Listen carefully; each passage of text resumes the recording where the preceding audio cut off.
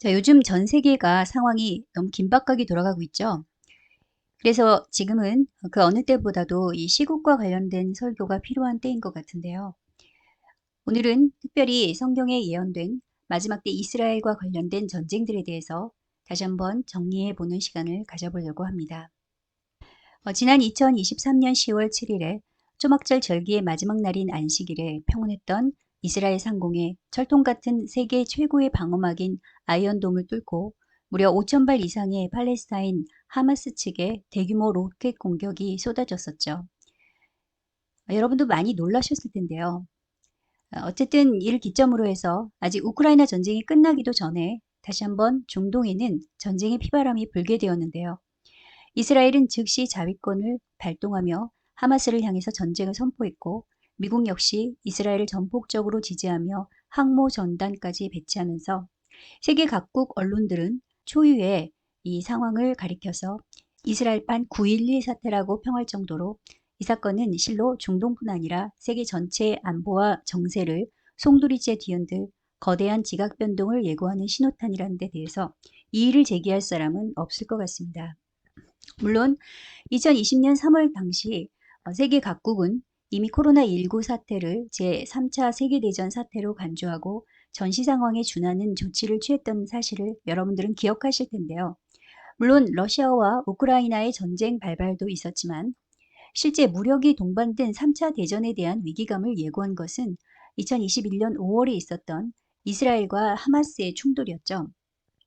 지금 정도는 아니지만 당시에도 하마스 사령관이 사망하고 아랍국들이 일제히 뭉쳐서 한 목소리로 이스라엘을 비난할 정도로 5차 중동 전쟁에 대한 위기감은 극도로 고조되고 있었는데요. 발단이 된 사건은 이 라마단 기간에 다마스쿠스 게이트 광장을 폭력 사태를 막기 위해서 이스라엘 당국이 폐쇄하기로 하면서 팔레스타인 청년들이 차량을 불태우는 격렬한 시위를 벌였고 이때 유대교 청년들이 맞불 시위를 벌이면서 시작된 것이었죠. 당시에도 이스라엘과 하마스 간의 무력 충돌이 격화됐고 이란과 중국, 터키, 러시아가 팔레스타인 하마스를 지지했고 미국은 이스라엘을 지지해서 지금과 유사한 양상을 보였는데요. 사실 이스라엘과 팔레스타인의 분쟁의 역사는 제1차 세계대전 중에 영국에서 벨포어 선언으로 팔레스타인 지역의 유태인 국가 건설을 사실상 용인했던 1917년도부터 계산해서 벌써 106년이 넘었고 그 사이 지금까지 무려 4차에 걸친 큰 중동 전쟁들이 발발했을 정도로 그야말로 언제 터질지 모르는 화약고와 같은 상태였다고 할 수 있습니다. 이스라엘이 현재의 위치에서 이스라엘이라는 국가명으로 나라를 다시 재건하고 영토를 확보하기까지 고대로부터 지금까지 수많은 피바람의 역사가 있었는데요.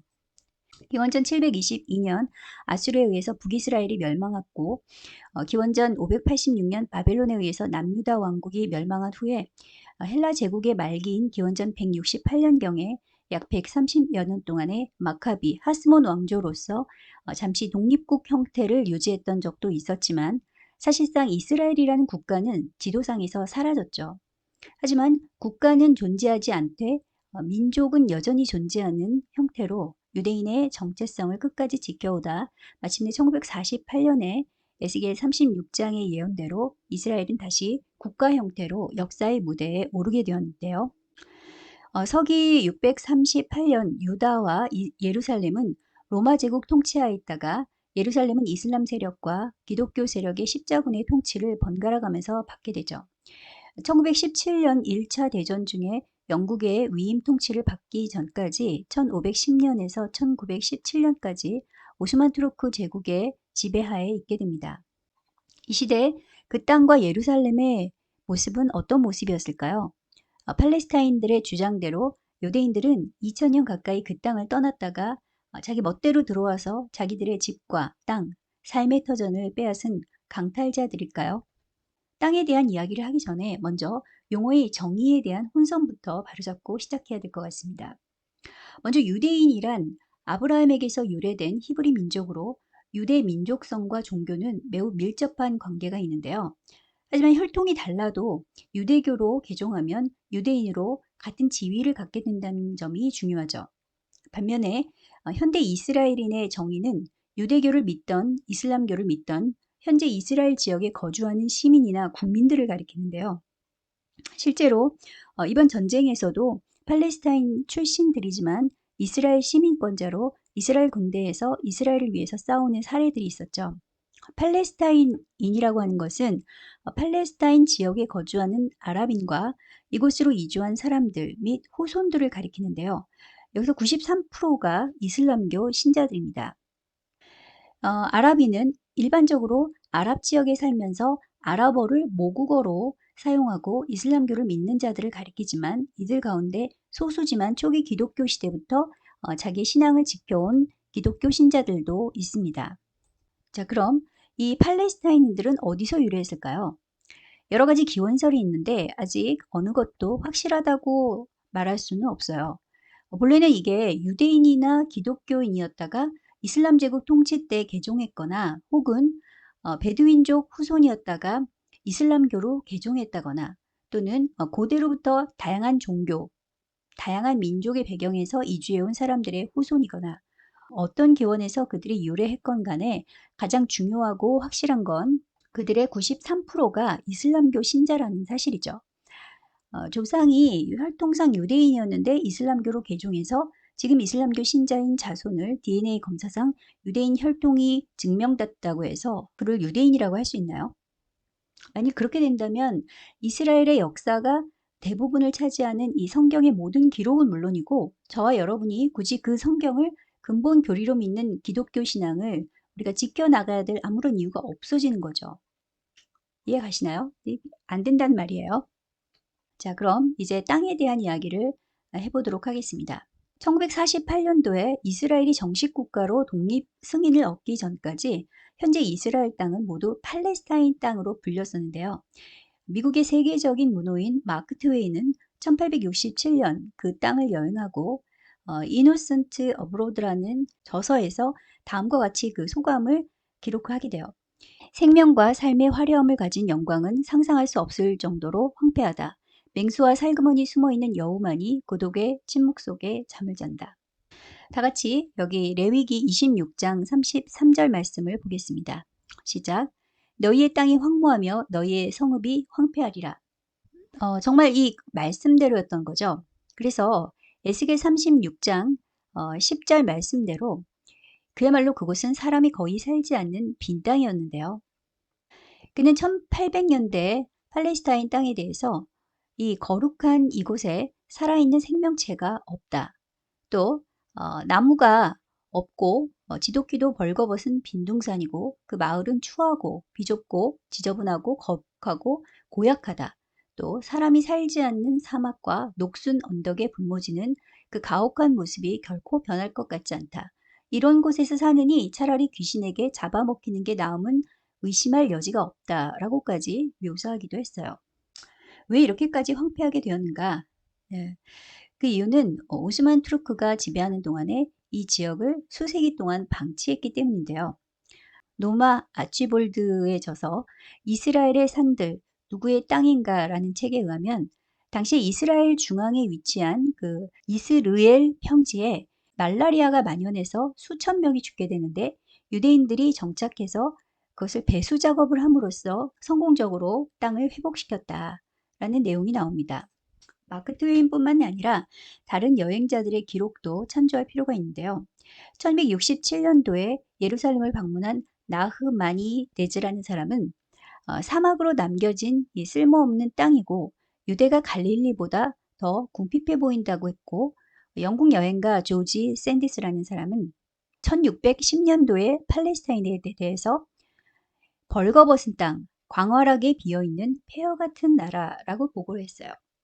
일반적으로 예루살렘이 오스만 투르크 지배하에 있던 시절인 1800년대부터 유대인들이 본격적으로 고토로 귀환한 것으로 보고되어서 그 이전에는 유대인들이 아예 살지 않았던 것으로 잘못 알려져 있는데요. 특별한 자료를 인용할 것도 없이 중세 때부터 정식 국가 수립에 이르기까지 예루살렘에 대한 인구 통계는 인터넷을 서치하면 누구나 확인할 수 있습니다.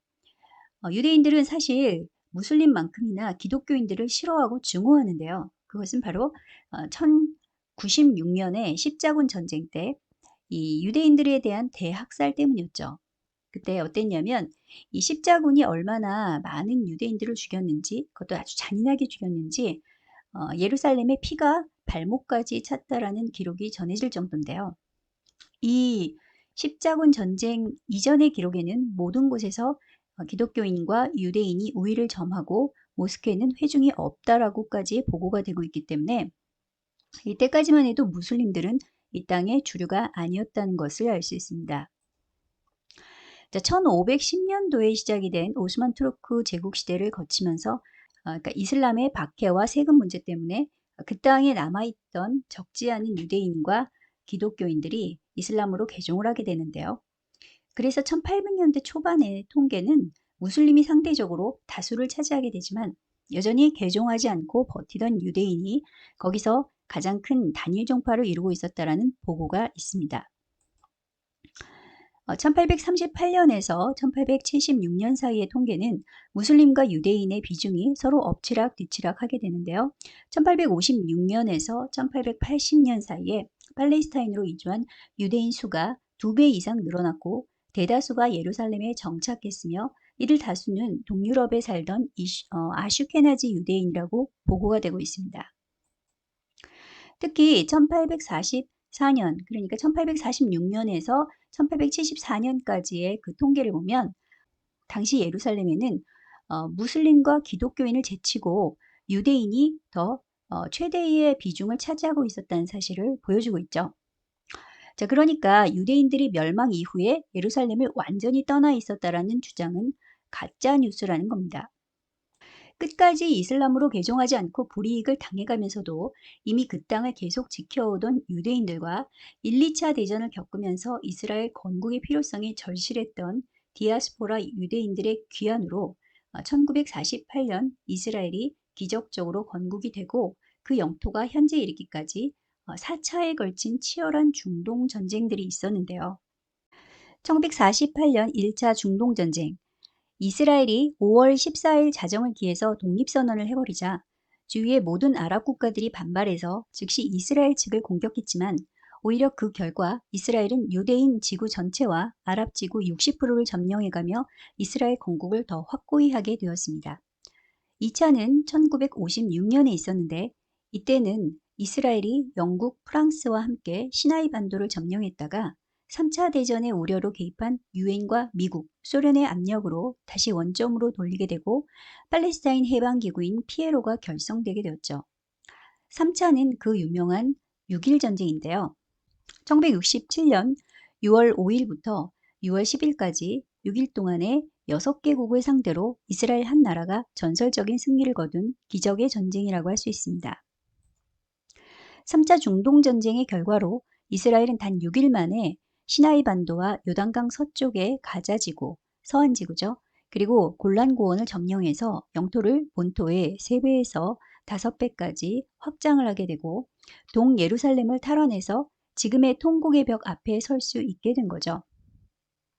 4차는 욤키프루 전쟁 또는 10월 전쟁이라고 하는데요. 지금으로부터 50년 전인 1973년 10월 6일, 이때도 지금처럼 초막적 절기, 안식일인 욤키프루 대속죄일 때 이집트와 시리아 아랍 연합군이 시나이 반도와 골란고원을 기습 공격하면서 시작이 되었습니다. 사실상 미소 대리전이었다고 보는데요.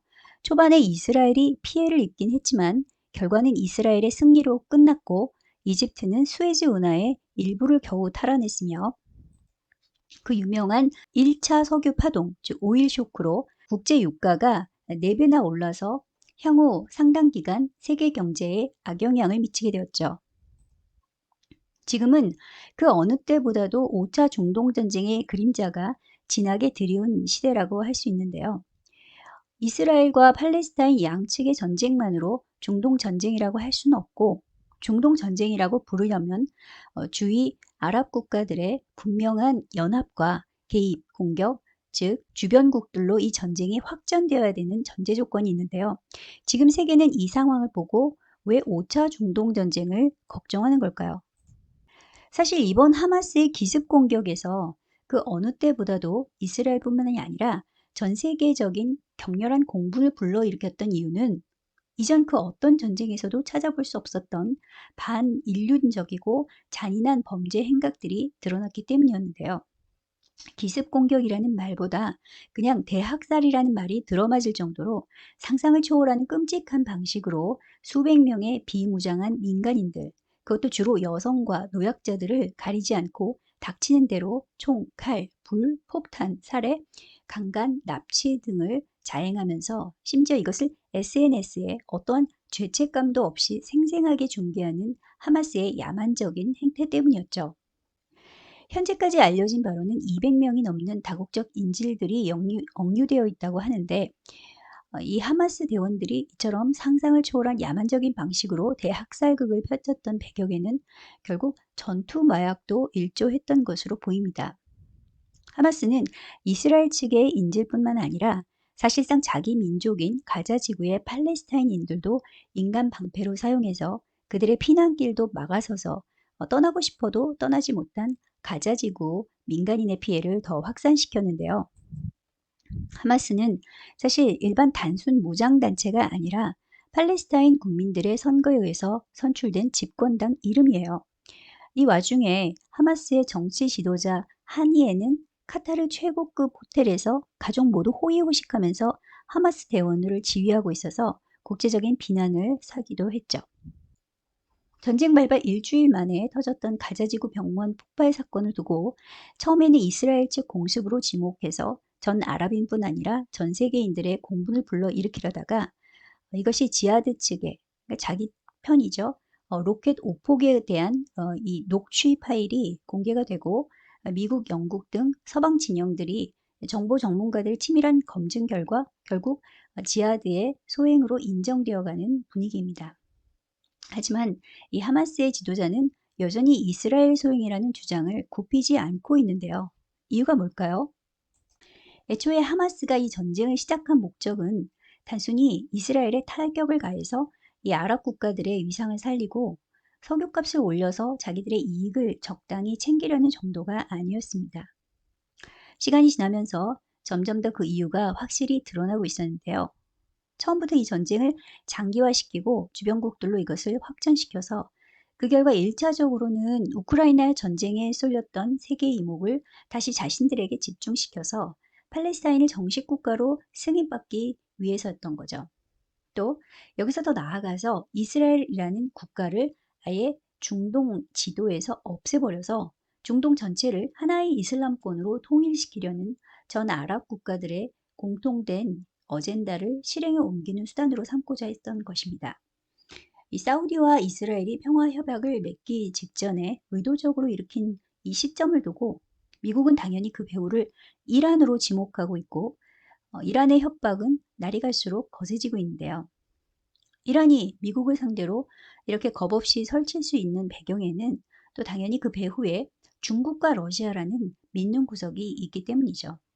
이것은 전쟁 발발 하루 만에 미국이 핵항모를 중동으로 전진 배치했을 때 바로 뜬금없이 중국이 거세게 반발했다는 보도만 봐도 알 수 있습니다. 이스라엘은 가자 지구에 하마스뿐 아니라 이미 레바논, 시리아와도 교전 중이죠. 전쟁은 처음 의도대로 계속 점점 주변국들로 확장되는 양상인데요. 마침내 바이든도 미군 2,000명을 파병하기로 발표를 했어요. 그리고 이란 역시 이스라엘 근처로 병력을 이동을 하고 있고 또 중국이 본격적으로 이스라엘을 비난하기 시작하면서 이 전쟁은 제5차 중동 전쟁을 넘어서 이제는 실제로 무기전으로서의 3차 대전으로 정말 확전되는 것이 아니냐는 우려의 목소리에 점점 무게가 실리고 있는 중입니다. 자, 이렇게 되니까 우크라이나가 굉장히 어려운 상황이 되었는데요. 미국이 우크라이나로 보내려던 포탄마저 이스라엘로 보내기면서 이 이스라엘을 전폭적으로 지원할 것을 국제사회에 각인시켜 주었고 가자지구 지하에 서울 시내 지하철의 1.5배에 달하는 500km 이상의 하마스 지하터널 땅굴 게릴라 작전의 위험성 때문에 지상전을 보류하고 있던 이스라엘군도 마침내 23일 기습작전으로 지상전을 개시했습니다. 이란은 헤즈볼라에게 제한적 공격을 허용하는 명령을 내려서 이 전쟁에 실질적으로 본격적으로 발을 들여놓게 되었고요. 이런 상황에서 전 세계의 여론은 이스라엘을 지지하는 친이스라엘 진영과 팔레스타인을 지지하는 친팔레스타인 진영으로 양분된 양상이 갈수록 격화되고 있는데요. 세계 곳곳에서 양측을 지지하는 각각의 시위대들 간의 충돌과 테러 위험도 점점 증가하고 있습니다. 미국만 해도 정부의 공식적인 방침은 이스라엘을 지지하지만 진보를 표방하는 이 하버드대, 뉴욕대 등의 학생들은 대학가 성명서에 하마스 공격이 정당하다는 성명을 냈다가 당장 취업이 철회가 되니까 일부 입장을 취소하는 경우도 있었고요. 반면에 플로리다 대학에서는 학생들끼리 자치적으로 이스라엘을 지지하는 대규모 시위를 벌여서 언론의 주목을 받기도 했죠. 그런데 그 어느 때보다도 중동발 3차 대전의 우려가 높아지는 이 시점에 자꾸만 다시 부각되고 재조명되는 기사가 있는데요. 3차와 4차 중동전쟁, 걸프전의 발발을 정확히 예측했다는 레비 나흐마니가 94년 12월에 이스라엘을 파괴할 핵전쟁이 북한과 미국 간에 벌어질 핵참사에서 시작될 것이라고 경고했다는 내용입니다. 사실 저는 이번에 이 하마스의 패러글라이딩 침투 영상을 보고 소름이 끼쳤었는데요. 15년 전에 제가 한국에 있었을 때 꾼 꿈에서 본 장면하고 너무 닮아 있었기 때문입니다. 다만 그때 꿈에서는 그 침투 공작원들이 하마스 대원들이 아니라 북한 특공 대원들이었고 그들의 착지 장소는 이스라엘이 아니라 한국의 아파트였다는 점이었죠. 실제로 이 침투법과 가공할 가자 지구 지하 땅굴 기술은 하마스가 북한에서 직접 전수받았다는 것이 정설이고 뿐만 아니라 이번 작전에 실제 사용된 무기들도 북한제가 발견되었는데요. 이스라엘뿐만이 아니라 서울이 타깃이 된다면 당연히 그 피해 규모는 최소 하마스에 의한 것의 10배 이상 가늠하기 힘들다라는 것이 실제 군사 전문가들의 지적입니다. 북한이 중동에 전쟁 기술과 무기를 수출하기 시작한 시점은 이미 훨씬 오래전부터였는데요. 그 증거 자료들과 함께 위험성에 대한 경고의 목소리는 수차례 있어왔죠. 날로 더해가는 북한과 중국, 러시아의 전쟁 도발 위험에 결국 미국이 핵 항모를 보내면서 최초로 핵폭격기 B-52를 국내 기지에 착륙시키므로 이 전쟁 도발 세력들에 대한 견제에 나선 상황입니다. 러시아가 우크라이나와 전쟁 중이고 팔레스타인과 레바논, 시리아, 이란 등 아랍연합군이 이스라엘과 5차 중동 전쟁으로 확전된 상태에서 만일 중국이 타이완을 공격하게 되면 어떻게 될까요? 워게임 시나리오에서는 4개의 전선, 즉 중국과 대만, 북한과 대한민국, 그리고 중국과 남중국해 국가들, 그리고 중국과 인도 이렇게 4개의 전쟁이 동시에 발발할 수 있다고 보는데요. 미국이 과연 이 모든 전쟁을 동시에 개입하며 세계 안보뿐 아니라 자국의 안보를 지킬 수 있을까? 짙어가는 우려 속에 미국은 걸으면서 껌 씹기가 가능하다. 즉, 동시전쟁 얼마든지 미국은 치러낼 여력이 있다. 그렇게 자신했는데요. 하지만 실제 결과는 그렇게 만만치 않을 것 같습니다. 언젠가 한번 설명드린 적이 있는데요. 디글이라는 미국의 한 군수 관련 업체 같아요. 그런데 2025년 세계 인구에 대한 통계 예측 자료를 올린 것이 화제가 된 적이 있었는데요. 어떤 근거에서인지는 정확히 알 수 없지만 이 보고서에서는 이상하게도 중국, 이란, 러시아, 인도, 그 외에 공산권, 이슬람 인구는 큰 변화가 없고 북한에 대해서는 물론 인구 예측 자체가 불가능한 것이겠지만 2025년에 대해서 추정 자체를 아예 하고 있지 않습니다. 반면에 이 미국, 한국, 일본, 이스라엘, 영국, 독일, 프랑스 이런 자유진영 국가들에 대해서는 심한 경우에 인구가 거의 절반에 달하게 되는데 특히 이 이스라엘을 보시게 되면 830만에서 2025년에는 400만으로 줄어들 것으로 전망했죠. 이것에 대해서 이 군수업체가 중국과 러시아에 편향된 사람이 운영하는 업체였기 때문이라고 비판하는 시각도 있다는 점 알아두시고요.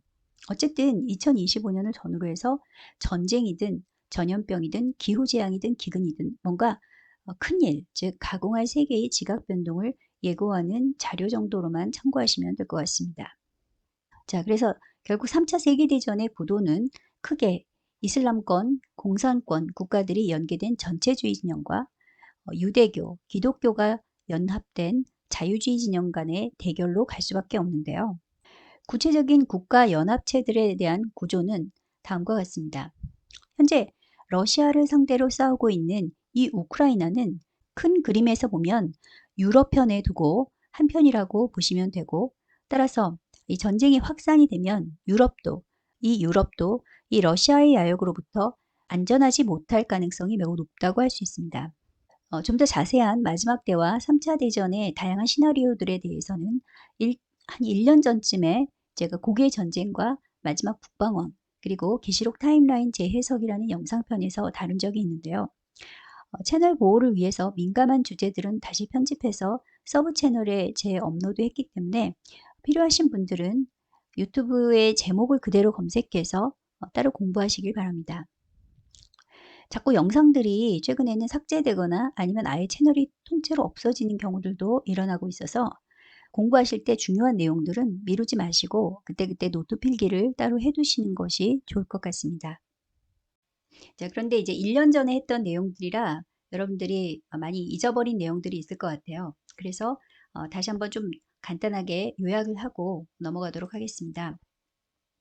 자, 이 계시록에서 마지막 때 전쟁에 대한 그 예언의 출발점은 바로 계시록 6장의 붉은 말인데요. 이게 이제 스가랴 1장과 6장에도 다 등장한다고 했죠. 이 마지막 때 전쟁들 중에서 특별히 이스라엘의 회개를 가져오는 전쟁들이 있다 그랬어요. 그게 뭐죠?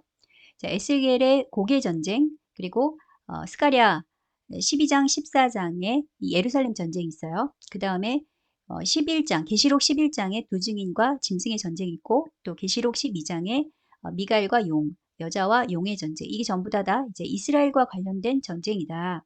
기억나시나요? 자, 그 외에 계시록 9장의 유브라데 전쟁과 계시록 16장의 이 아마겟돈 전쟁, 19장에도 아마겟돈 전쟁이죠. 그리고 계시록 20장에 곡 마곡 전쟁이 또 나오죠. 자, 이것들은 모두 이스라엘 회개 차원을 넘어서 범위가 확대되고 전 세계적인 모든 악의 세력들에 대한 심판과 전 세계의 모든 성도들에 대한 구원이 목적이다. 특별히 이제 에스겔 38장과 39장이 지금 많이 이슈가 되고 있고 그 성도들이 관심을 갖게 되는 장인데요. 자, 근데 여기서 헷갈리면 안 되는 게 에스겔에 있는 이 곡 마곡 전쟁하고 계시록에 있는 곡 마곡 전쟁은 이제 같은 전쟁일 수도 있지만 다른 전쟁일 가능성이 더 높다고 말씀을 드렸었죠. 그 이유가 장소도 틀려요. 자, 에스겔은 이스라엘의 산이고요. 계시록에서는 천연왕국 성도들의 진과 사랑하는 성이고 시기도 틀리죠. 계시록은 재림 후에 천년왕국 시대의 끝에 가서 일어나게 돼요. 그리고 이 대상도 틀린데요. 에스겔에서는 마곡 땅의 곡과 북쪽 군대가 이스라엘이라는 국가와 싸우는 거예요. 근데 이제 계시록에서는 하나님과 사단이 대결하는 구도죠. 즉 무슨 얘기냐면 사단이 주도하는 땅의 사방 백석인 곡과 마곡이에요. 이해 가시나요? 자, 여기 이 에스겔서에서의 우두머리는 곡이고요. 그리고 계시록에서는 이 곡과 마곡은 땅 이름이고 땅의 사방 백성의 이름이고 우두머리는 사단이다. 자, 그다음에 이제 에스겔서에서의 그 곡마곡 전쟁에서의 경과는 어떻게 되죠? 전염병이나 피, 폭우, 큰 우박, 불, 요항, 대지진으로 이스라엘이 승리하고 전 세계 하나님 이름이 높아지는 것이고요. 그다음에 계시록에서는 사단과 악인들의 영원한 멸망, 불이 내려와서 다 태워버리고 사단이 불과 유황못으로 던져지게 되죠. 그래서 이제 결론적으로 이 에스겔 38장, 39장에도 곡마곡 전쟁이 나오지만 이것은 계시록과 다르다. 그리고 이제 유브라데 전쟁, 이것은 이른바 핵무기가 동반이 되고 인류의 3분의 1이 죽임을 당한다, 사망한다. 근데 이것이 유브라데라는 말이 여기에 있기 때문에 이것을 중동발 세계 3차 대전으로 추정을 하는데 에스겔 38장에서 39장의 고개 전쟁의 후반전에 등장하는 전쟁으로 보는 것이 더 타당하다. 이렇게 해석이 됩니다. 물론 지금의 이스라엘 팔레스타인 전쟁이 제5차 중동 전쟁으로 확산되어서 이것이 결국 유브라데 전쟁으로 확산될지 아니면 또 다시 휴전으로 들어가게 될지는 하나님만 아시지만 이스라엘발 중동 전쟁 위기와 대만발 동북아시아 전체의 이 미중 전쟁에 대한 전운 그 어느 때보다도 이 3차 대전의 위기감이 짙게 들이온 지금 같은 이 엄중한 시기에 성도로서 마땅히 지금 이 마지막 때 전쟁에 대한 하나님의 말씀을 새겨보는 것은 굉장히 중요한 의미가 있다고 할 수 있죠. 다가 이 에스겔 38장을 먼저 본문을 볼 텐데요. 자, 이 본문은 중요하기 때문에 같이 본문을 읽고 지나가겠습니다. 시작. 여호와의 말씀이 내게 임하여 이르되 인자야 너는 마곡 땅에 있는 로스와 메섹과 두발 왕 곧 곡 얼굴을 향하고 그에게 예언하여 이르기를 주 여호와께서 이같이 말씀하시기를 로스와 메섹과 두발 왕 고가 내가 너를 대적하여 너를 돌이켜 갈고리로 내 아가리를 꿰고 네 말과 기마병 곧 내 온 군대를 끌어내되 완전한 갑옷을 입고 큰 방패와 작은 방패를 가지며 칼을 접은 큰 무리와 그들과 함께한 방패와 투구를 갖춘 바사와 구스와 붓과 고멜과 그 모든 떼와 북쪽 끝에 도갈마 족속과 그 모든 떼 곧 많은 백성의 무리를 너와 함께 끌어내리라. 너는 스스로 예비하되 너와 네게 모인 무리들이 다 스스로 예비하고 너는 그들의 우두머리가 될지어다. 여러 날 후 곧 말년에 네가 명령을 받고 그 땅 곧 오래 황폐하였던 이스라엘 산에 이르리니 그 땅 백성은 칼에서 벗어나서 여러 나라에서 모여 들어오며 이방에서 나와 다 평안히 거주하는 중이라. 자, 여기에서 이 마곡과 메색, 두발, 도갈마는 야벳 계열이고요. 그 다음에 이제 5절에 구스와 붓은 함, 그리고 바사, 즉 페르시아는 셈 계열이죠. 그 이유는 창세기 10장 2절의 그 말씀에 근거한다고 했는데요. 각각이 이제 현재 어느 나라에 해당되는지 그 해석에 대해서는 전에 한번 설명드린 적이 있고 이번 시간에는 에스겔 3장 2절에서 곡이 누구인가에 대한 중요한 단서가 그의 통치권이 마곡 땅이라는 부분에 대해서 주목하시길 바랍니다. 자, 이 마곡 땅이라는 말에 대해서 마곡 땅에 있는 로스, 메색 이것을 로스를 러시아 그리고 메색을 모스크바 그리고 두바를 티보르 이렇게 해석을 해서 그 지명을 가지고 이것이 모두 이 러시아와 관련이 있다라고 해석을 하는 것이 과거 세대주의 계열인 스코필드 성경 주석의 견해를 따른 것인데요. 그게 물론 맞을 수도 있어요. 그렇지만 또 다른 해석도 있다. 이것은 뭐냐면 페시타본 아람어 성경인 페시타본의 번역본에 의하면 자, 여기에서는 이 마곡 땅을 몽골리아로 해석을 하고 있어요. 그리고 이제 곡을 차이나, 중국으로 해석을 하고 있다는 거죠. 이 고대의 마곡 땅, 즉 몽골리아라고 보는 것은 아마 현재의 러시아 영토뿐만이 아니라 터키, 시리아, 이라크, 이란 등 중동 국가들, 그리고 중앙아시아, 파키스탄 등 이슬람권 전역과 공산권인 중국과 몽골까지 이 동북아 일대를 함께 아우르는 매우 넓은 영토의 대명사로 쓰였을 가능성이 충분히 있다. 이 정도로 참고하시고요.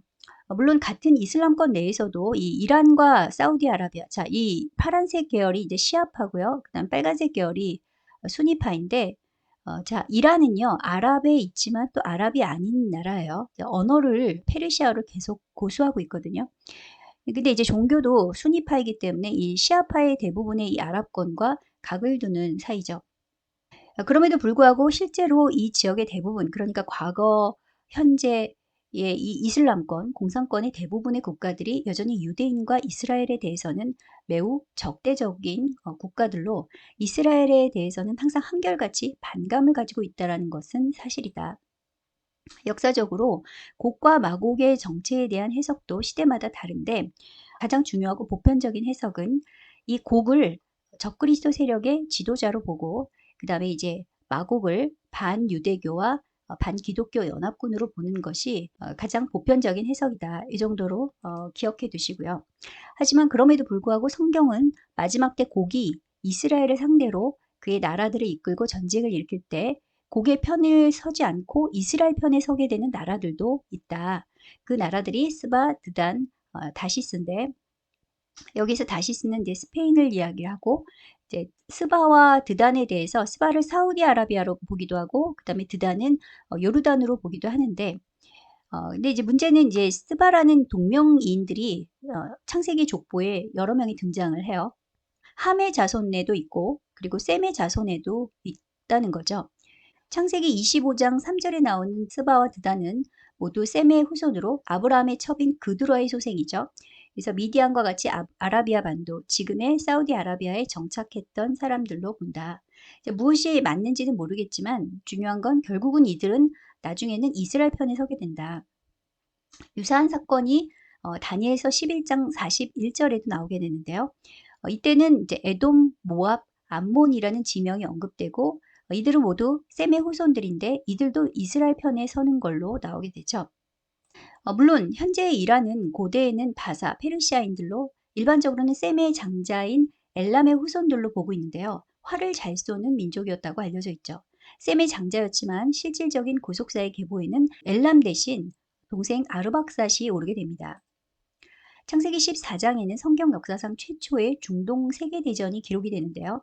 한나는 시날 왕 아므라벨과 그다음에 엘람 왕 그돌라오멜 이들의 그 연합군 그 외의 연합군이고요. 그다음에 한편은 이제 이들의 반기를 들었던 소돔과 고모라 왕들의 그 연합군이었죠. 자, 이 전쟁의 원인은요. 엘람 왕 그돌라오멜을 소돔파가 섬기기를 거부했기 때문이에요.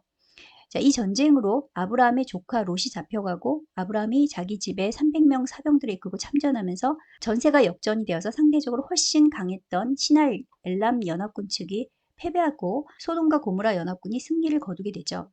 그래서 아브라함은 포로로 잡혀갔던 롯과 가족들을 구출하는 데 성공하고 오는 길에 멜기세덱의 축복을 받게 된다. 이 엘람 왕국은요. 처음에 엘람 왕국이었다가 메디아 왕국으로 수립이 되게 돼요. 그리고 나서 이 왕실의 후손인 고레스에 의해서 다시 이 일대 전역이 페르시아 대제국으로 수립이 되게 되고 그 다음에는 이제 알렉산더 대왕이 들어서서 헬레니즘 제국이 열리기 전까지 중동뿐만 아니라 중앙아시아와 인도까지 이르는 대제국의 시대가 열리게 되죠. 그만큼 이 이란이라는 나라는 중동에서 역사적으로, 지정학적으로 또는 영적으로 굉장히 차지하는 비중이 매우 크다고 할 수 있는데요. 에스겔 38장에는 이 페르시아, 바사라고 나오는 이 나라에 대해서 고기 전쟁을 일으킬 때 이스라엘과 같은 셈족이면서도 고개 편에 서서 이스라엘을 파괴하는 전쟁의 핵심 멤버 중에 하나로 묘사가 되고 있습니다. 자, 제 아무리 이스라엘을 향해서 분노하고 날뛰어도 성경의 결말은 이미 정해져 있죠. 어떻게 되죠? 에스겔서 38장 17절에서 23절까지 말씀인데요. 이 중에서 22절 말씀을 읽겠습니다. 내가 전염병과 피로 그를 심판하며 쏟아지는 폭우와 큰 우박덩이와 불과 유황으로 그 모든 무리와 함께 있는 많은 백성들에게 비를 내리듯 하리라. 내가 여러 나라의 눈에 내 위대함과 내 거룩함을 나타내어 나를 알게 하리니 내가 여호와인 줄 그들이 알리라. 자, 이어서 39장 1절에서 8절까지의 말씀에서도 그 심판에 대한 이야기가 나오는데요. 자, 이 하나님께서 그러면 이 전쟁을 허락하신 이유는 무엇인가? 성경의 답은 하나, 곧 여러 나라의 여러 민족들에게 하나님이 누구신지, 여호와 하나님의 위대함과 거룩함을 나타내고 하나님은 곧 이스라엘의 하나님 여호와라는 사실을 알게 하기 위함이다.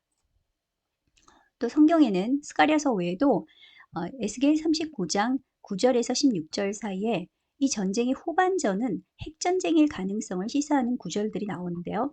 예를 들면 이제 39장 9절에 보시면 무기를 불태웠다. 근데 7년 동안 불태운다는 말이 나와요. 그러니까 이것은 이제 핵무기와 관련된 것들을 이제 방사능이 더 이상 새어나오지 않도록 처리하는 데 걸리는 기간으로 보통은 해석을 하고 있어요.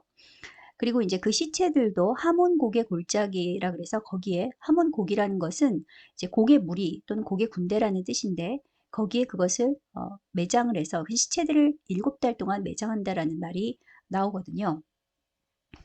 자, 이 장면이 왜 중요하느냐? 이 장면을 근거로 해서 고개 전쟁의 후반전은 유브라데 핵전쟁으로 이어질 수 있지만 고개 전쟁의 결말이 곧바로 아마겟돈 전쟁을 의미하지는 않는다라는 것을 알 수가 있죠. 왜? 여기 지금 휴지기가 나오잖아요. 7년이라는. 그죠? 그래서 이제 이 7년이 실제 7년인지 전쟁이 한동안 없는 잠정적인 평화기의 상징적 숫자인지는 알 수 없지만 무엇보다 중요한 건 예수님의 재림과 동시에 자연계뿐만이 아니라 영계까지 포함되는 전쟁인 이 아마겟돈 전쟁이 묘사된 부분이 고개 무기를 7년간 태우는 장면 이후인 이 39장 17절로부터 등장한다는 것이죠. 자, 한번 17절부터 20절까지 17절부터 19절까지 말씀을 읽겠습니다. 시작. 주 여호와께서 이같이 말씀하셨느니라. 너 인자야, 너는 각종 새와 들의 각종 짐승에게 이르기를 너희는 모여 오라. 내가 너희를 위한 잔치 곧 이스라엘의 산 위에 예비한 큰 잔치로 너희는 사방에 모여 살을 먹으며 피를 마실지어다. 너희가 용사의 살을 먹으며 세상의 왕들의 피를 마시기를 바산의 살찐 짐승 곧 숫양이나 어린 양이나 염소나 숫송아지를 먹듯 할지니라. 내가 너희를 위하여 예비한 잔치의 기름을 너희가 배불리 먹으며 그 피를 취하도록 마시되. 자, 이 장면은 너무 유명한 계시록의 아마겟돈 전쟁하고 겹치는데요. 계시록 19장 17절부터 18절까지 한번 읽어보겠습니다. 시작. 또 내가 보니 한 천사가 태양 안에 서서 공중에 나는 모든 새를 향하여 큰 음성으로 외쳐 이르되 와서 하나님의 큰 잔치에 모여 왕들의 살과 장군들의 살과 장사들의 살과 말들과 그것들을 탄 자들의 살과 자유인들이나 종들이나 작은 자나 큰 자나 모든 자의 살을 먹으라 하더라. 따라서 이 에스겔 39장 21절에서 말하는 이 심판은 메시아이신 예수님께서 직접 재림하셔서 행하시는 그 아마겟돈 전쟁의 심판이고, 이때 짐승과 거짓 선지자 계시록에 의하면 이제 그들의 군대가 심한 심판을 받게 되고, 이어서 이제 메시아의 왕국 천년왕국 시대가 도래한다. 이게 이제 타임라인이에요. 이때 이스라엘 왕국에 대해서 성취되지 못했던 모든 그 성경의 예언이, 메시아 왕국에 대한 예언이 성취된다는 거죠. 언제? 천년왕국 때. 물론 이 전쟁의 최종적인 결과로 이스라엘 백성들이 고국 땅으로 돌아오게 할 것인데, 그 돌아오는 것에 대해서 문자적인 해석은 이스라엘 즉 유대인 백성들이 고토로 귀환하는 것이다. 영적인 해석은 모든 성도들이 천국 본향으로 귀환하는 것이다. 이렇게 두 가지 해석이 있고 그 둘 다를 의미하기도 한다. 이렇게 기억하시면 될 것 같아요. 자, 이제 스가랴서의 12장, 13장, 그리고 이제 14장의 내용을 보시면 여기 이제 이스라엘의 회개와 관련된 전쟁의 내용이 주로 이제 12장에서 나오게 돼요. 자, 근데 12장에서 2절에서 4절까지의 말씀을 한번 보도록 하겠습니다. 시작. 보라, 내가 예루살렘으로 그 사면 모든 민족에게 취하게 하는 잔이 되게 할 것이라. 예루살렘이 에워싸일 때에 유다에까지 이르리라. 그날에는 내가 예루살렘을 모든 민족에게 무거운 돌이 되게 하리니 그것을 드는 모든 자는 크게 상할 것이라. 천하 만국이 그를 치려고 모이리라. 여호와가 말하노라. 그날에 내가 모든 말을 쳐서 놀라게 하며 그 탄자를 쳐서 미치게 하되 유다 족속은 내가 돌보고 그 모든 민족의 말을 쳐서 눈이 멀게 하리니. 자, 여기서 이제 중요한 말이 취하게 하는 잔, 이제 무거운 돌. 이 말은 뭐냐면 모든 민족들이 일제히 이스라엘을 미워하게 된다는 거죠. 그래서 이스라엘이 포위가 되고 모든 민족의 미움을 받게 될 때 마침내 이스라엘 백성들이 예수님을 메시아로 인정하게 되고 민족적인 큰 애통 그리고 회개에 이르게 된다라는 예언이 나오는데요. 자, 예수님의 재림 전에 예루살렘이 포위되고 있는 것은 여기뿐만이 아니라 14장에 가서도 나와요. 14장의 2절을 보시면 내가 이방 나라들을 모아서 예루살렘과 싸우게 하리니 성읍이 함락되며, 자, 또 나오죠. 그래서 이것을 같은 전쟁으로 볼 수도 있고 다른 전쟁으로 볼 수도 있는데 그런데 이제 14장의 내용은 또 아마겟돈 전쟁과 같이 연결이 된다는 거죠. 이게 왜 아마겟돈 전쟁이냐? 자, 14장 3절을 한번 볼까요? 시작. 그때 여호와께서 나가사 그 이방 나라들을 치시되 이왕의 전쟁의 날에 싸운 것 같이 하시리라. 4절. 그날은 그의 발이 예루살렘 앞 곧 동쪽 감람산에 서실 것이요 감람산은 그 한가운데가 동서로 갈라져 매우 큰 골짜기가 되어서 산 절반은 북으로 절반은 남으로 옮기되. 그리고 이 5절에 보시면요. 거기에 분명히 나의 하나님 여호와께서 임하실 것이요 모든 거룩한 자들이 주와 함께 하리라는 중요한 구절이 나오죠. 이거 뭐예요? 전부 아마겟돈 전쟁과 관련된 내용이죠. 그런데 자, 12절에서 보시면은 그 유명한 구절이 나오는데 예루살렘을 친 모든 백성에게 여호와께서 내리실 재앙은 이러하니 곧 섰을 때에 그들의 살이 썩으며 그들의 눈동자가 눈구멍 속에서 썩으며 그들의 혀가 입 속에서 썩을 것이요. 자, 이 장면을 보고 대부분의 학자들이 이거는 핵전쟁의 결과로 보는데요. 그래서 스가랴서에 의하면 결국 아마겟돈 전쟁은 유브라데 핵전쟁의 결말부에 가서 바로 이어서 혹은 거의 동시에 그대로 이어져서 일어나게 된다. 이렇게 볼 수 있습니다. 그래서 결국 스가랴 12장은 에스겔 마곡 전쟁을 다루는 것이고 그 다음에 스가랴 14장의 내용은 유브라데 전쟁과 아마겟돈 전쟁을 거의 동시에 다루는 것이다 라고 그렇게 보는 해석이 무난한데요. 자, 그러면 예수님께서는 이 마지막 때 전쟁과 이스라엘의 환란기에 대해서 무엇이라고 말씀하셨는가? 이것도 굉장히 중요하죠. 마태복음 24장 6절 말씀을 같이 읽겠습니다. 시작. 난리와 난리 소문을 듣겠으나 너희는 삼가 두려워하지 말라. 이런 일이 있어야 하되 아직은 끝이 아니니라. 자, 아직은 끝이 아니래요. 근데 아직은 끝이 아니고 이것은 뭐라고요? 8절 읽어보겠습니다. 시작. 이 모든 것은 재난의 시작이라. 자, 이 재난의 시작이란 말은 아기를 낳을 때 산모가 산통을 겪는 그 산통이란 말의 원어예요. 자, 그러면 무엇에 대한 출산이죠? 그것이 바로 이제 그토록 기다려온 메시아 왕국, 즉 예수님께서 직접 통치하시는, 철관 통치하시는 천년왕국의 도래를 말하는 것이에요. 그것을 출산하기 위한 과정, 흔들림이라는 것이죠. 자, 구체적으로 이스라엘, 예루살렘이 포위되는 전쟁에 대한 말씀은 이제 24장 15절에서 20절 사이에 나오게 되는데요. 같이 한번 읽겠습니다. 시작. 그러므로 너희가 선지자 다니엘이 말한 바 멸망에 가증한 것이 거룩한 곳에 선 것을 보거든 그때의 유대에 있는 자들은 산으로 도망할지어다. 지붕 위에 있는 자는 집안의 물건을 가지러 내려가지 말며 밭에 있는 자는 겉옷을 가지러 뒤로 돌이키지 말지어다. 그날에는 아이벤 자들과 젖먹이는 자들에게 화가 있으리로다. 너희가 도망하는 일이 겨울에나 안식일에 되지 않도록 기도하라. 자, 여기에서 이 멸망에 가증한 것, 이것은 다니엘서의 예언을 인용한 것인데요.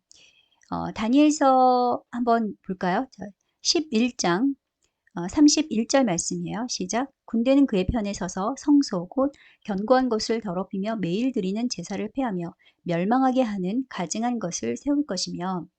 자, 그러니까 다니엘서에서 말하는 마지막 이 북방왕의 군대는 성소에 멸망하게 하는 그 가증한 것을 세울 것인데 마태복음 24장 예수님의 말씀에 의하면 이것이 바로 이 종말의 징조라는 거죠.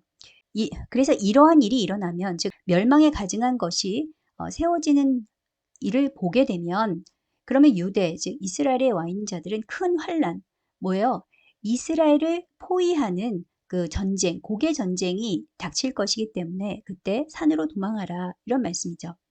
이 전쟁의 목적은 뭐라 그랬어요? 반이스라엘 연합군대에 이스라엘을 지도상에서 없애기 위한 전쟁이다. 자, 그래서 이 타임라인은 고개전쟁, 유브라데 전쟁, 아마겟돈 전쟁으로 이어지기도 하고 또 고개 전쟁 다음에 이 유브라데 핵전쟁과 아마겟돈 전쟁이 그대로 동시에 거의 일어나는 것으로 볼 수도 있다. 근데 이것은 이제 스가랴서의 순서라고 보시면 되시고요. 이것은 에스겔서의 순서, 에스겔서와 계시록의 순서를 따른다. 자, 여기서 중요한 사실은 이 모두가 다 이스라엘과 교회에게 적대적인 반기독교, 반그리스도적인 세력들이지만 그럼에도 불구하고 에스겔 38장의 곡과 다니엘 11장의 마지막 북방왕 그리고 곡과 계시록 13장의 이 짐승이 서로 다른 존재들로 볼 수 있다는 거예요.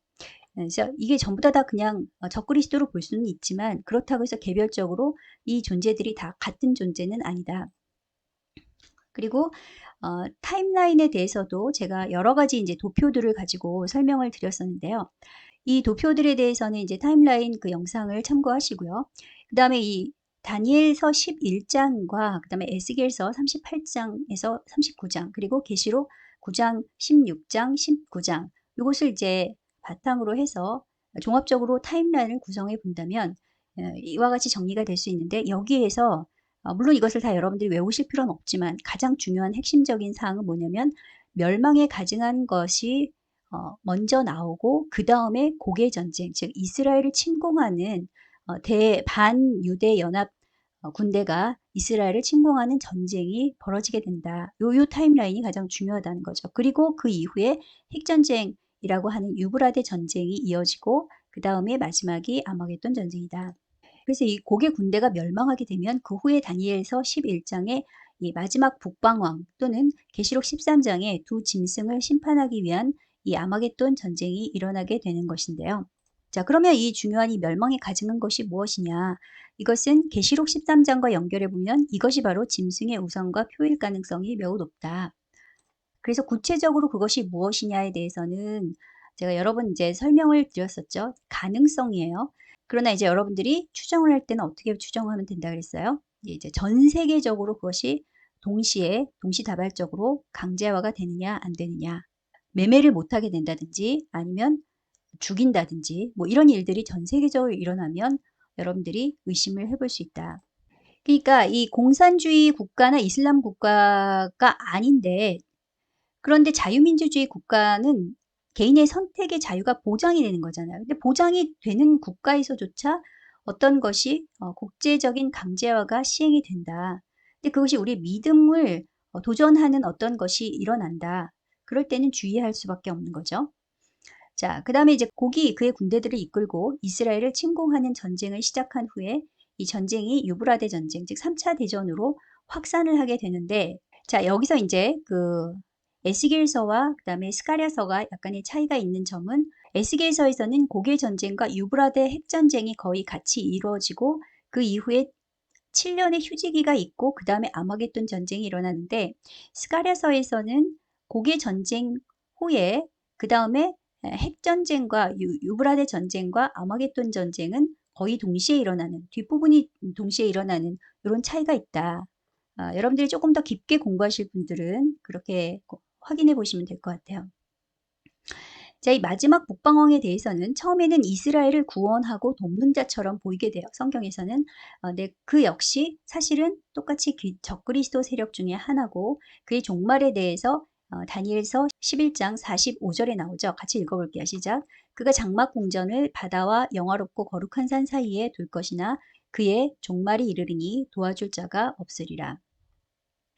자, 이렇게 해서 이스라엘과 관련된 전쟁에서 시작된 마지막 때 전쟁들, 그리고 고개 전쟁과 유브라데 전쟁, 아마겟돈 전쟁까지 성경 중심으로 간략하게 요약 리뷰를 해봤습니다. 자, 그럼 이 시점에서 팔레스타인의 하마스 세력과 그 배후에 있는 세력들이 이 전쟁을 도발한 진짜 이유는 무엇인지, 그들의 최종 목적은 무엇인지 되새겨볼 필요가 있을 것 같습니다. 돈 때문일까요? 그들의 오랜 수건이던 팔레스타인 국가 수립을 위해서일까요? 물론 그것도 다 포함되는 건 사실이죠. 그럼 그들에게 원하는 만큼의 돈을 다 채워주고 정식 국가를 수립해주면 다시는 그들은 이런 비열한 전쟁 도발을 하지 않고 이스라엘과 영원히 평화로운 친구가 될 수 있을까요? 팔레스타인이 욤키프르 안식일에 비겁하게 기습 공격으로 이스라엘 민간인들을 학살하고 인질로 잡아갔다는 소식을 참사 당일 제가 듣자마자 제 머릿속에 바로 떠오른 첫 단어는 고개 전쟁, 유브라데 전쟁, 뭐 이런 마지막 때 전쟁의 키워드들이 아니었습니다. 그것은 아말렉이라는 한 종족의 이름이었는데요. 지금 이 시점에 왜 아말렉일까요? 본래 아말렉 하면 먼저 떠오르는 것은 에서의 자손 중 하나라고 여러분들이 기억하실 텐데요. 창세기 36장 12절의 말씀에 의하면 에서의 첩 딥나의 소생인데 에서의 정실 부인인 아다의 자손으로 호적에 올린 것으로 되어 있습니다. 하지만 창세기 14장에 이미 아말렉 족속의 온 땅이라는 구절이 먼저 나오고 또 발람이 예언할 때 민수기 24장의 20절을 보시면 아말렉을 바라보며 예언하기를 아말렉은 민족들의 으뜸이나 이렇게 말을 하고 있죠. 그래서 으뜸이란 표현을 근거로 해서 아말렉의 역사는 실제로 훨씬 오래되었고 에서의 할아버지인 아브라함 때부터 중동 땅에 오래된 민족이었다라는 해석도 만만치 않은데요. 아무튼 이 아말렉 족속이 언제부터 존재했건 간에 성경에서 중요시하는 건 그들의 뿌리가 아니라 그들이 무슨 죄를 지었는가에 관한 것이죠. 출애굽기 17장 8절에서 16절까지 그 유명한 모세가 손을 들면 여호수아 군대가 이기고 또 손을 내리면 지는 그 전쟁에 대한 이야기가 나오죠. 이것은 바로 영계와 자연계에서 동시에 전쟁이 벌어지고 있다는 것을 우리에게 확인시켜주는 사건이라고 할 수 있습니다. 이때 여호수아가 싸워서 이긴 적군, 즉 사탄의 편이 바로 아말렉 족속이었는데요. 여기서 우리가 주목해야 할 것은 출애굽기 17장 14절에서 16절까지 말씀입니다. 같이 읽겠습니다. 여호와께서 모세에게 이르시되 이것을 책에 기록하여 기념하게 하고 여호수아의 귀에 외워 들리라. 내가 아말렉을 없이하여 천하에서 기억도 못하게 하리라. 모세가 제단을 쌓고 그 이름을 여호와 니시라고 하고 이르되 여호와께서 맹세하시기를 여호와가 아말렉과 더불어 대대로 싸우리라 하셨다 하였더라. 자, 이것은 하나님께서 직접 모세에게 말씀하신 아말렉에 대한 예언인데요. 아말렉을 아예 씨를 말려버리시고 그 후손들과 끝까지 싸우시겠다는 참으로 무서운 말씀이라고 할 수 있습니다. 오래 참으시고 인자와 자비가 충만하신 하나님께서 아말렉에 대해서는 왜 이렇게까지 진노하시는 걸까요? 자, 물론 민수기 14장에는 이스라엘 백성들이 부정적인 정탐꾼들의 이야기를 듣고 패역한 모습을 보이자 하나님께서 40년 광야 생활이라는 처벌을 선고하셨고 뒤늦게 백성들이 후회하면서 하나님 뜻과는 무관하게 자기들 멋대로 다시 가서 전쟁을 하겠다고 설치다가 아말렉인들에게 패배하는 장면이 나오긴 하지만 그렇다고 하나님의 아말렉에 대한 뜻을 바꾸신 건 아니었습니다. 발람이 하나님의 영으로 예언할 때도 민수기 24장 20절에 아말렉이 종말은 멸망에 이르리로다 라고 했죠. 아말렉의 구체적인 죄목은 신명기에 기록되어 있는데요. 자, 25장 17절에서 19절까지 말씀을 읽겠습니다. 시작. 너희는 애굽에서 나오는 길에 아말렉이 내게 행한 일을 기억하라. 그들이 너를 길에서 만나 네가 피곤할 때에 내 뒤에 떨어진 약한 자들을 쳤고 하나님을 두려워하지 아니하였느니라. 그러므로 내 하나님 여호와께서 네게 기업을 주어 차지하게 하신 땅에서 내 하나님 여호와께서 사방에 있는 모든 적군으로부터 네게 안식을 주실 때에 너는 천하에서 아말렉에 대한 기억을 지워버리라. 너는 잊지 말지니라. 자, 한마디로 비겁함과 교만함 때문이라는 거죠. 출애굽 당시에 지쳐서 맨 뒤에 행렬에 무장하지 않은 힘 없는 노인들, 여자들, 아이들을 비겁하게 공격해서 죽이고 빼앗았다는 거예요. 지금으로 말하면 하마스와 똑같은 방식으로 공격했다는 거죠. 근데 이 죄를 뒤끝 장렬하시는 하나님께서 끝까지 대대손손 심판하시면서 갚으시겠다는 말씀인데요. 사사기 6장 3절에서도 이 아말렉은 미디안과 함께 계속 이스라엘이 씨를 뿌릴 때마다 공격해서 닥치는 대로 약탈하는 장면이 나옵니다. 이때 이스라엘이 회개하며 여호와께 부르짖자 하나님께서 보낸 사사가 바로 기드온이었죠. 사무엘상 15장에서 이스라엘 최초의 왕이었던 사울에게 사무엘은 하나님의 명령을 전하는데요. 아말렉의 모든 것을 진멸하라는 말씀이셨죠. 사울은 이 전쟁에서 승리했지만 아말렉 왕 아각과 돈이 될 만한 가축들은 아까워서 하나님의 명령을 어기고 죽이지 않고 사로잡아 오는 바람에 그 이후에 왕으로서 기름 부음도 끝나고 하나님의 버림을 받게 되는 발단이 됩니다. 그리고 아각은 하나님의 손을 대신해서 사무엘이 직접 죽이게 되죠. 하지만 15장 8절에 보시면 사울이 아각의 모든 백성을 진멸했다라고 되어 있고 아각도 사무엘이 죽였으면 이제 아말렉 민족은 지구상에서 완전히 진멸된 것이어야 하는데요. 실제로 아말렉의 후손은 그 이후에도 성경에 계속 등장하는 것을 보면 사울이 죽였다는 이 아말렉들은 아각 왕이 통치를 받던 모든 사람들로 하윌라에서 애굽 즉 그 술 외의 지역에 거주하면서 그의 통치를 받던 아말렉인도 존재했을 가능성이 충분해 보입니다. 자, 이처럼 사울이 다 없애지 못한 아말렉인들에 대한 왕으로서의 과제는 이제 다윗에게 넘어가게 되는데요. 실제로 사무엘상 27장에 보시면 다윗과 아말렉 사람들의 얽힌 두 가지 사건이 등장합니다. 다윗이 사울을 피해서 블레셋 왕 아기스의 부하로 있으면서 작전을 펼칠 때 아말렉 사람을 공격해서 그들을 다 죽이고 왕에게는 유다 백성들을 공격했다고 거짓으로 보고한 적이 있었는데요. 30장에 보시면 이번에는 시글락에서 아말렉인들에 의해서 다윗 진영이 공격을 받고 아내와 자녀들이 포로로 잡혀가는 참극이 발생하게 됩니다. 이때 다윗은 하나님께 묻고 400명을 거느리고 끝까지 추격해서 결국은 자신들을 공격했던 아말렉인들을 치고 모든 것을 도로 찾아오는데요. 대승을 거두긴 하지만 여전히 30장 17절에 보시면 도망에서 생존한 아말렉 소년들이 400명이나 되었다라는 사실을 알 수 있습니다. 그러니까 아말렉 민족은 사울 때 완전히 진멸된 것이 아니고 여전히 생존자들이 애국과 가나안 경계 지역 여기저기 흩어져 살면서 명맥을 유지하고 있었다는 말이죠. 자, 그런데 아말렉을 없애라는 하나님의 명령에 대한 완전한 순종에 실패한 사울은 어떻게 됐을까요? 사무엘하 1장 1절에서 13절까지의 이 본문을 보시면 블레셋과의 전투에서 사울이 전사하게 되는데 그 최후에 대한 목격자가 다윗에게 옵니다. 사울은 이미 부상이 심해서 살 가망성이 없는 것을 알고 곁에 있던 한 병사에게 자기를 대신 죽여달라고 부탁해서 죽음을 맞게 되는데요. 그 병사가 바로 아말렉 청년이었다는 사실. 결국 사울은 자기가 다 진멸하지 못한 아말렉인의 손에 죽게 된 건데요. 그 아말렉 청년은 또 다윗에 의해서 죽임을 당하고 참 하나님의 섭리가 놀랍지 않나요?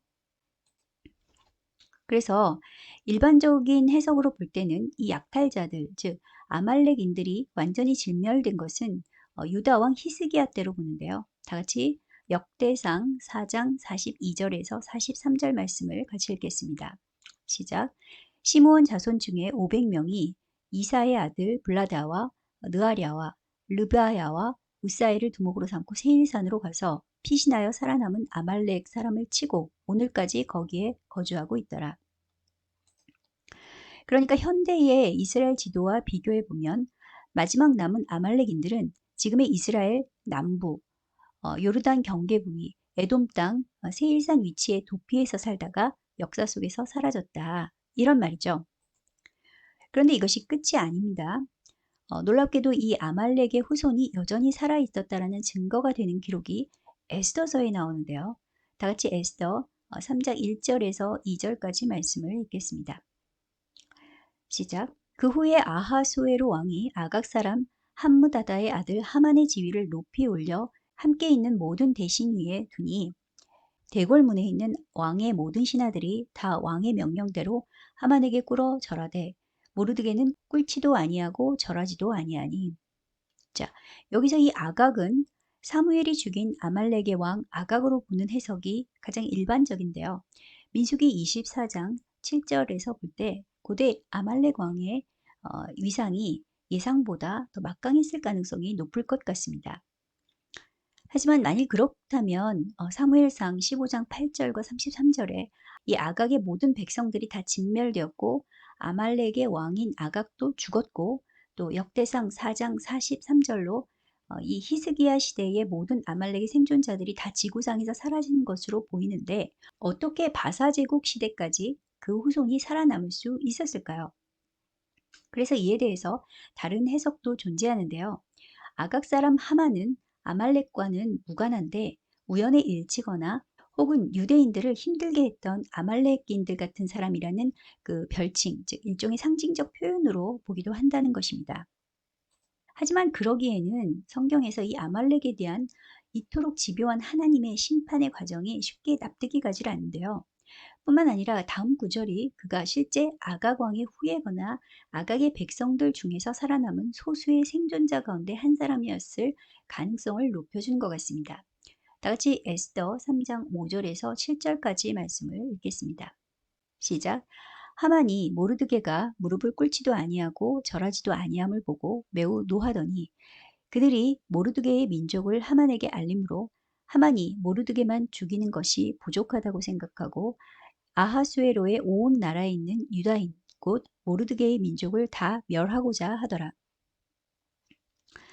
당시 하만의 지위는 페르시아 제국 안에서 왕 다음에 막강한 권력을 행사하던 사람이었는데요. 그런 그가 모르드게가 유대인이라는 소식을 듣고 유대인 전체를 다 멸하는 현대말로 인종 청소를 실행하는 특정 날짜까지 잡을 정도로 극도의 적개심을 드러냈다는 건 당연히 상식적인 상황은 아니죠. 그래서 모르드게가 바벨론 포로기를 거쳐서 바사제국 시절까지 이역 만리에서 유대인 디아스포라로 살게 된 것처럼 이 하만 역시 어떤 경로를 거쳐서 바사 제국 2인자 자리까지 오르게 되었는지는 모르겠지만 그의 출신 성분이 살아남은 아말렉의 난민이었을 가능성을 배제하긴 힘들 것 같습니다. 유대인들에 대해서 부르, 즉 제비를 뽑아서 정해진 인종 청소의 날짜는 아달월이었고 모르드게는 온 유대인들에게 금식을 명하고 왕후가 된 에스더에게도 유대인들의 구원을 위해서 행동할 것을 촉구하는데요. 다 같이 4장 13절에서 16절까지 말씀을 읽도록 하겠습니다. 시작. 모르드게가 그를 시켜 에스더에게 회답하되 너는 왕궁에 있으니 모든 유다인 중에 홀로 목숨을 건지리라 생각하지 말라. 이때 네가 만일 잠잠하여 말이 없으면 유다인은 다른 데로 말미암아 노임과 구원을 얻으려니와 너와 네 아버지의 집은 멸망하리라. 네가 왕후의 자리를 얻은 것이 이때를 위함이 아닌지 누가 알겠느냐. 에스더가 모르드게에게 회답하여 이르되 당신은 가서 수산에 있는 유다인들을 다 모으고 나를 위하여 금식하되 밤낮 3일을 먹지도 말고 마시지도 마소서. 나도 나의 시녀와 더불어 이렇게 금식한 후에 규례를 어기고 왕에게 나아가리니 죽으면 죽으리이다 하니라.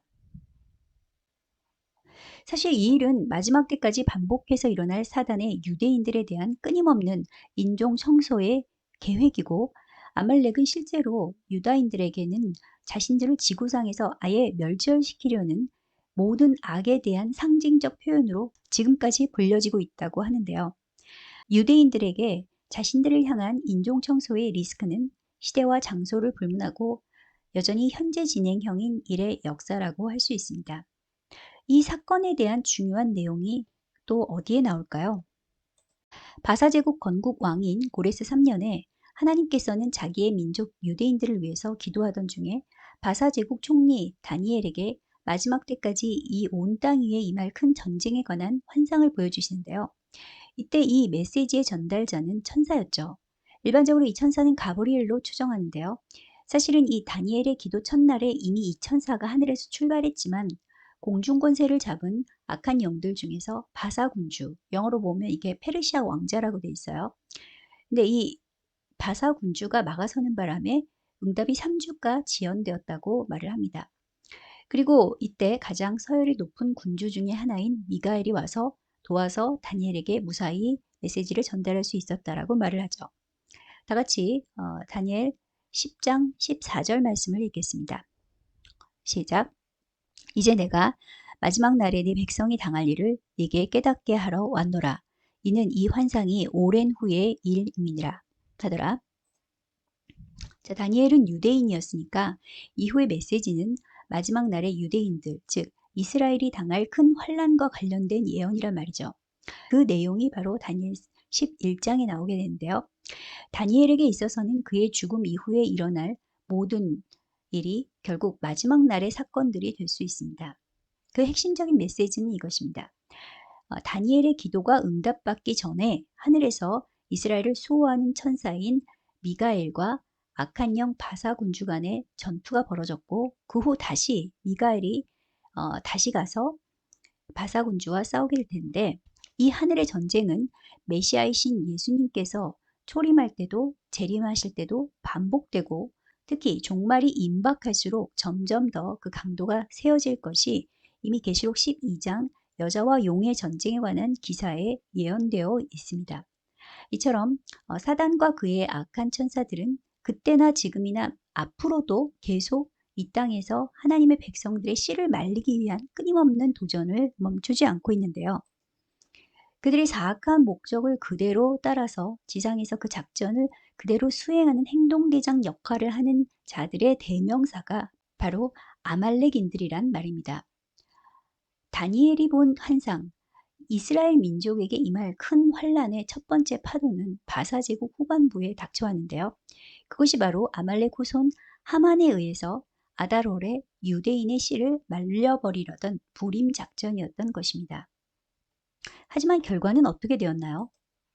여러분도 잘 아시듯이 모르드게의 인내와 믿음, 그리고 에스더의 순종과 지혜, 그리고 왕의 호의, 즉 은혜의 결과 오직 유대인들을 인종 청소하려던 아말렉인 하만과 그의 아들들, 그리고 그들의 동조한 모든 주민들이 한꺼번에 제거되어서 전멸당하는 기막힌 반전의 승리를 거두게 된 것이죠.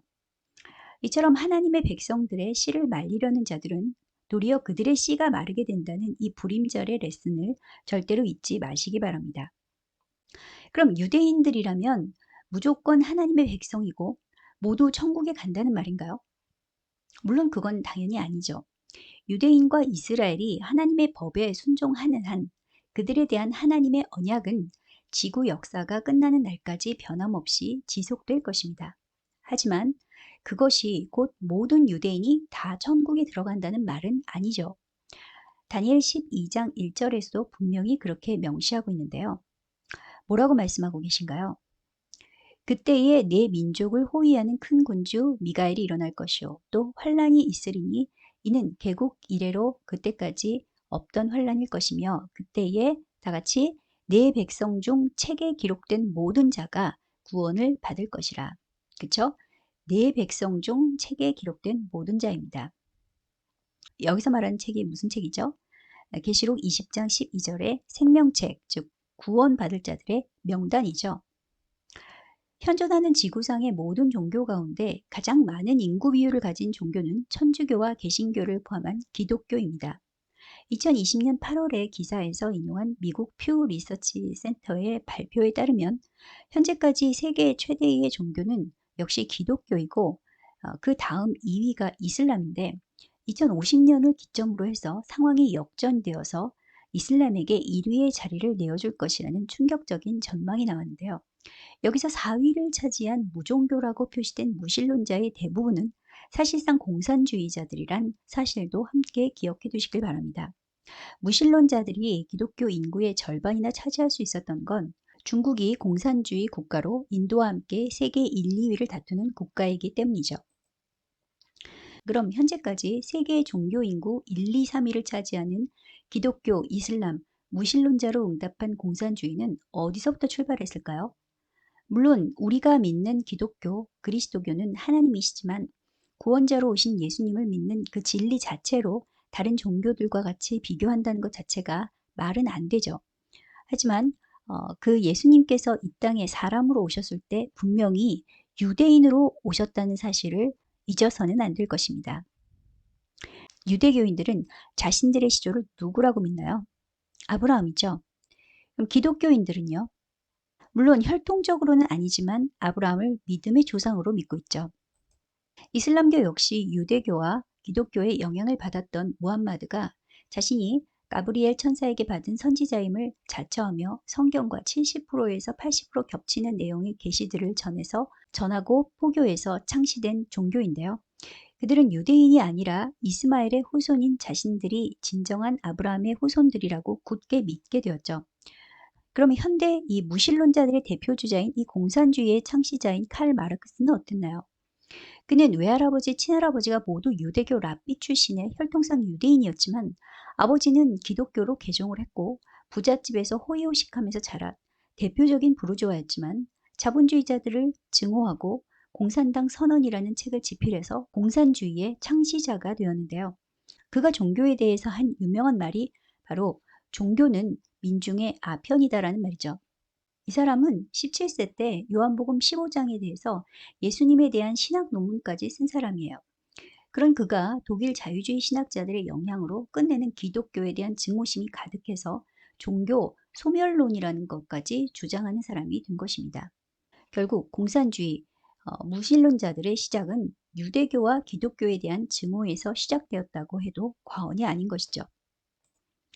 물론 아직도 예수님을 메시아로 인정하지 않는 유대교도들이 안타깝긴 하지만 세계의 종교 인구 비율상 존재도 느껴지지 않을 만큼 미미한 이 유대교가 그럼에도 불구하고 예수님이 오실 때까지 절대로 사라질 수도 그리고 사라져서도 안 되는 이유는 무엇일까요? 그것은 예수님의 구속사 복음을 완성하는 시발점에 그 진리의 역사가 바로 그들을 통해서 우리에게 전달되었기 때문입니다.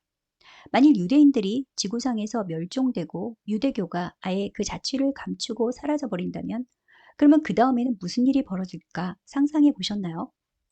유대인들과 유대교가 사라지는 건 저와 여러분 같은 기독교인 신자들에 대한 구속, 구원의 언약이 동시에 모두 무효화되는 것을 의미합니다. 왜냐하면 우리가 믿는 성경의 구원에 대한 모든 약속은 율법과 선지서인 구약 성경, 즉 유대교 경전에서 시작되기 때문이죠. 저와 여러분이 믿는 예수님은 유대교 경전인 구약의 예언을 성취하시기 위해서 오신 메시아이십니다. 시작이 사라지고 없는데 어떻게 완성과 마침이 가능할 수 있을까요? 여러분이 서 있는 건물의 바닥이 붕괴되는데 그 건물이 더 이상 건물로 기능할 수 있겠습니까? 지금 벌어지고 있는 이스라엘 팔레스타인 전쟁이 계속 확전돼서 성경에 예언된 고개 전쟁과 유브라데 전쟁까지 확전될지 아니면 이 상태로 휴전기로 들어가게 될지 아무도 장담할 수는 없는 상태이지만 사람들이 인정하든 인정하지 않든 결국 3차 대전의 구도는 이와 같은 진영, 즉 유대교와 기독교라는 자유진영 연합대, 이슬람과 공산주의라는 전체주의 진영 연합의 대결 구도로 이어질 수밖에 없을 것입니다.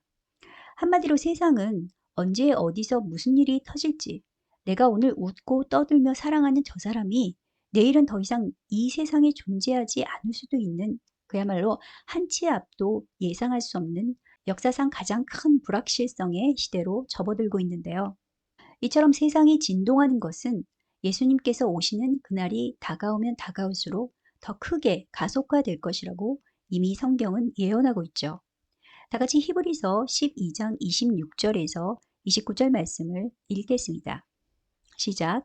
그때에는 그 소리가 땅을 진동하였거니와 이제는 약속하여 이르시되 내가 또 한 번 땅만 아니라 하늘도 진동하리라 하셨느니라.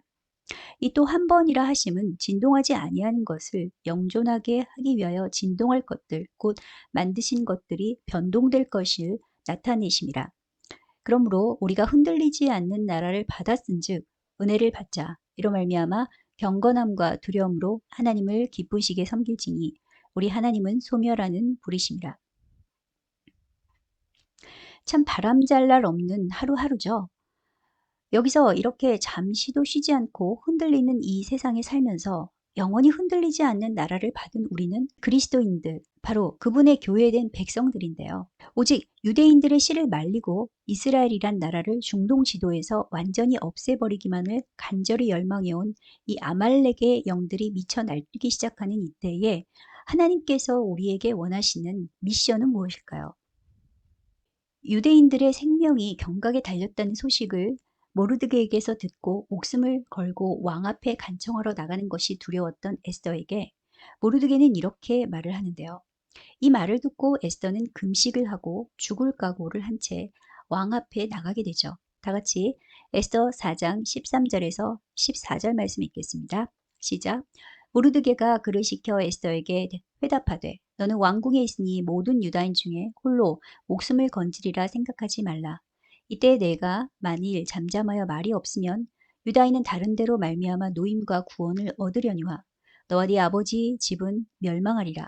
네가 왕후의 자리를 얻은 것이 이때를 위함이 아닌지 누가 알겠느냐? 여러분 여기에서 무엇이 연상되나요?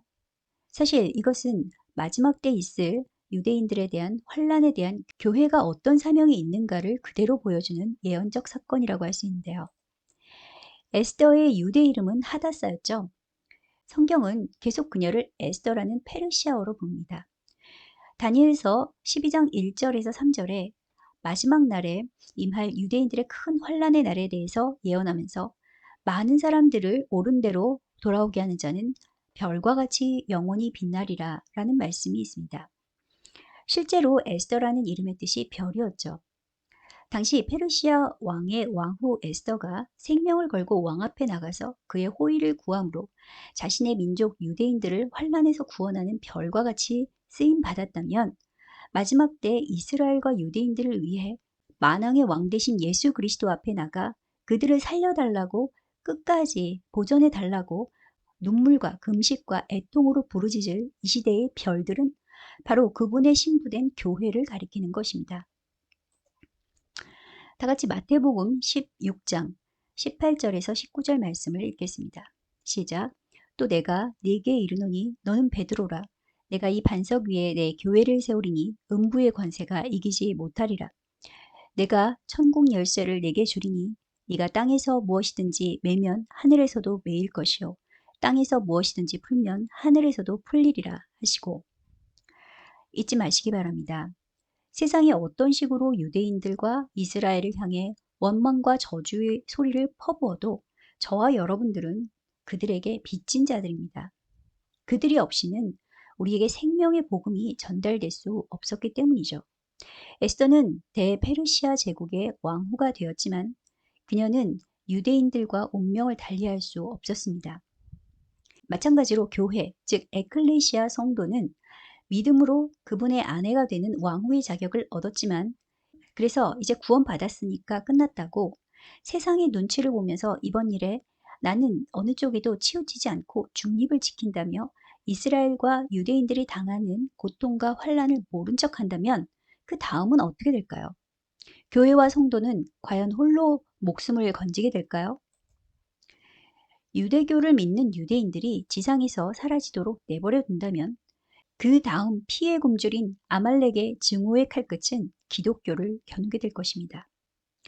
물론 유대인 중에는 칼 마르크스 같은 공산주의자들이나 비성경적 어젠다로 세상을 반기독교적 가치로 이끌고 있는 악한 그림자 정부 세력들도 있지만, 그들은 이미 하나님이 아닌 사단의 편에 선 자들로 하나님의 진노의 대상들일 뿐 하나님의 언약 안에 있는 자들이 아닙니다. 그 일부 사악한 자들 때문에 모든 유대인들과 이스라엘을 함께 경멸하고 무가치한 것으로 여긴다면 그것은 성경에서 말하는 참 교회, 그리스도인의 태도와는 너무나 거리가 멀다고 할 수 있는데요. 왜냐하면 히브리서 12장에서 말하는 믿음의 경주, 이 구원의 레이스에서 우리에게 그 바톤을 넘겨주고 먼저 이 세상을 떠난 수많은 성도들, 즉 구름같이 허다한 증인들의 대다수는 구약의 약속을 믿고 지켜온 이스라엘의 유대인들이었기 때문입니다. 더구나 그들의 후손들은 유대인의 정체성을 포기하면 더 이상 핍박받을 아무런 이유가 없었음에도 불구하고 끝까지 그것을 지키려고 했기 때문에 항상 끔찍한 인종 청소의 위협 속에서도 지금까지 간신히 생존해 왔던 것입니다. 마지막 때로 갈수록 세상은 예언대로 점점 더 이스라엘을 미워하고 저주하기 시작할 것입니다.